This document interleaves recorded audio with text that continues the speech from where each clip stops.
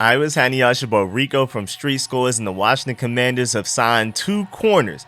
Was telling y'all, a lot of us were telling y'all, I felt like it was very obvious that the Washington Commanders had to bring in at least 2 corners. I thought they would keep 6 corners with the original 53-man roster, but I guess they hated everybody so much outside of Christian Holmes as far as depth goes. They were like, man, y'all can get up out of here, and we're going to talk about it when we get to the practice squad spot, because we were able to bring back Cornell and Danny Johnson, but they were like, man, we need some other people on this active roster, this 53-man roster. So when we came out with the final 53-man roster, Brian Robinson was still there even after getting shot just a few days ago, but Danny Johnson and Cornell weren't, which left us with 4 corners, and we're basically one injury away from second 7th round rookie cornerback Christian Holmes starting in regular season games, who was out there struggling quite a bit against the Ravens' 3rd and 4th stringers in that final preseason game.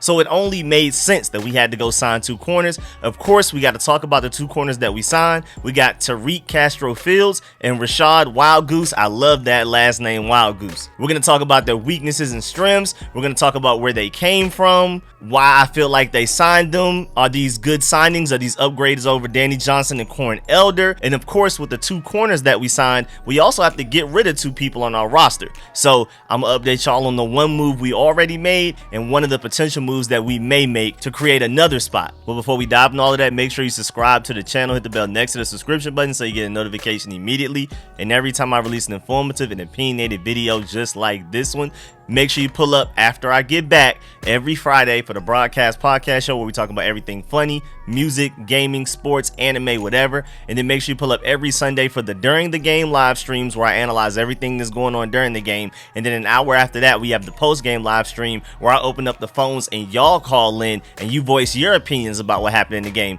positive and or negative. And without further ado, let's get it.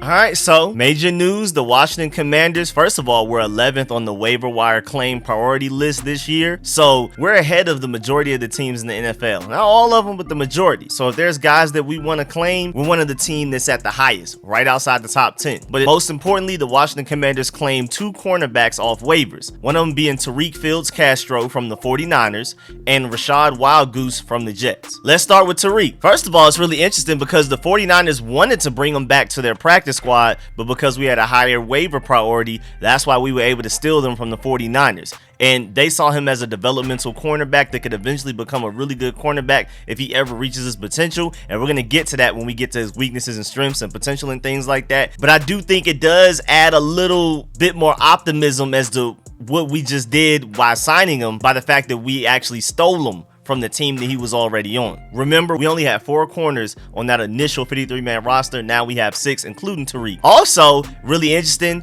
they went with a local guy, which was kind of expected. I didn't expect Tariq specifically, but I was like, man, I wouldn't be surprised out of the 2 corners that they bring in, one of them would be from the DMV area.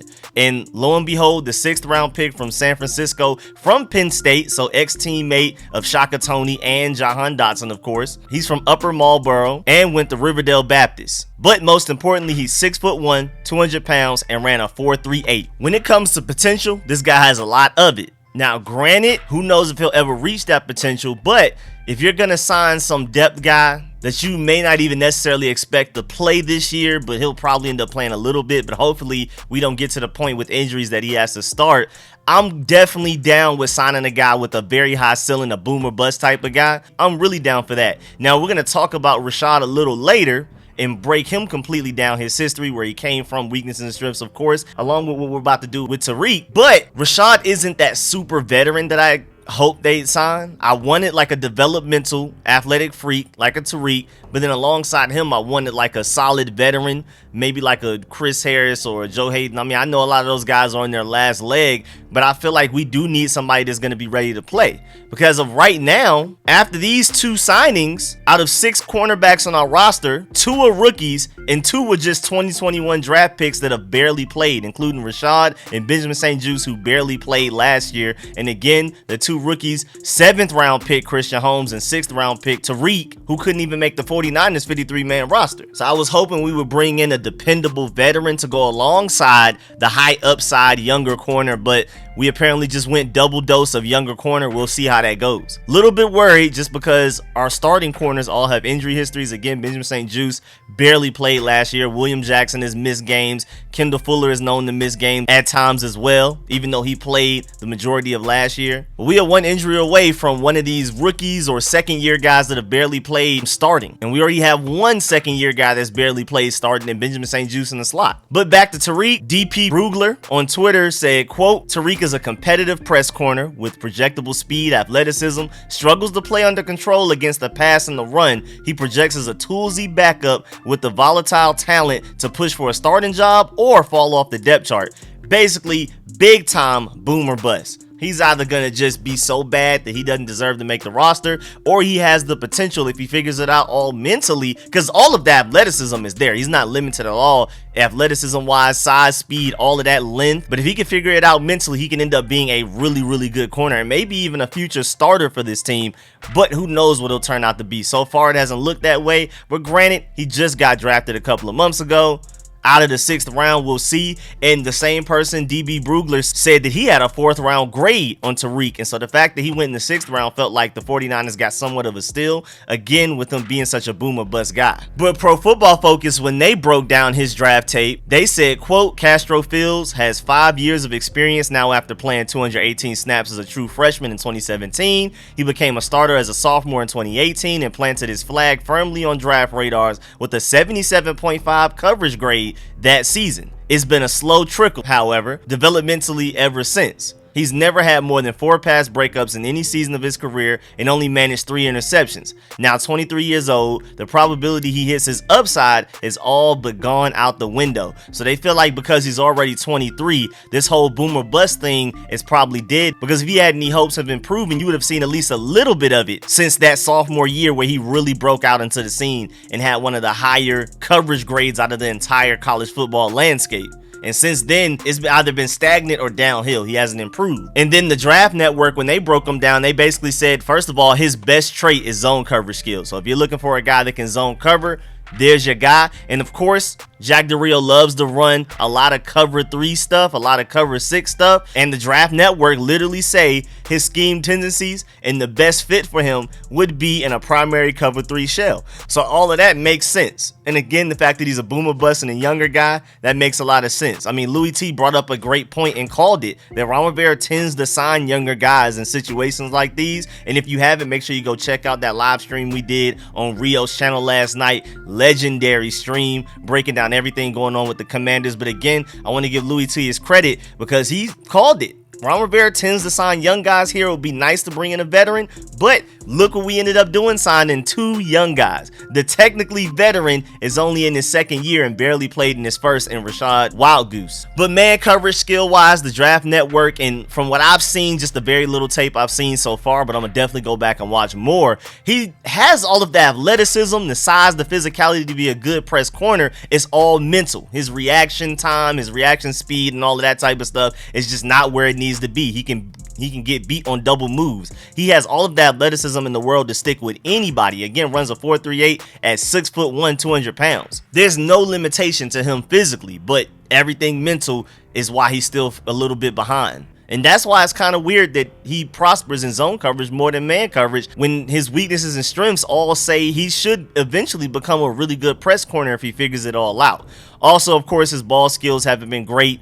Like Pro Football Focus said, he never had more than 4 pass breakups in any of his seasons. He also never had an interception in the 2021 season, this past season. But he is a guy that gives it his all, has a very high motor, never gives up on a play, which is really cool. But again, just like Pro Football Focus, the Draft Network questions the fact that he's basically been a 5-year player, 4-year starter for Penn State. And he's already 23 years old as a rookie. So if he hasn't shown enough improvement by now, when will it ever get there? Is this his ceiling already? He's 23 years old again. How old does he have to become for him finally hit that boom or bust ceiling that it seems like he should have with the athletic profile that he has? But Even though he's a bad tackler, he's actually pretty good against the run. His zone coverage and his run fits are probably his best traits right now, and you can work with those things. That's something you can work with. Now moving on to Rachad Wildgoose. He played in 5 games last year for the Jets, and he actually wasn't drafted by the Jets. Remember, he was drafted in the 2021 draft, not the 2022 draft, by the Bills actually, but then he didn't make the Bills 53-man practice squad. Was released August 31st.